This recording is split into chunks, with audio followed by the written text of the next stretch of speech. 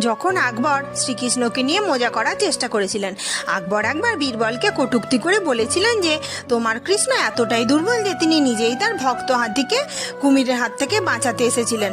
আমি যদি সেখানে থাকতাম তাহলে হাতিটিকে বাঁচানোর জন্য আমার কিছু সৈন্য পাঠাতাম। বীরবল তখন চুপ করে রইলেন। কিছুক্ষণ পর বীরবল আকবরের সামনে তার নাতির সাথে খেলতে খেলতে তাকে কোলে নিয়ে দুর্গের পাশের পুকুরে গিয়ে বাচ্চাটিকে ফেলে দিলেন। তখন আকবর এক মুহূর্ত না ভেবে পুকুরে ঝাঁপ দিলেন। তারপর জানতে পারলেন যে ওটা কেবলই পুতুল ছিল। উনি বীরবলের কাছে এই শিশুসুলভ কাজের কারণ জিজ্ঞাসা করলেন। তখন বীরবল বললেন, আপনি যেমন আপনার নাতিকে ডুবতে দেখে কোনো সৈন্যকে ডাকার কথা ভাবেননি, তেমনি শ্রীকৃষ্ণ তার ভক্তদের বিপদে দেখে নিজেকে আটকাতে পারেন না। উনি তার পক্ষ থেকে অন্য কাউকে পাঠানোর কথা ভাবেন না।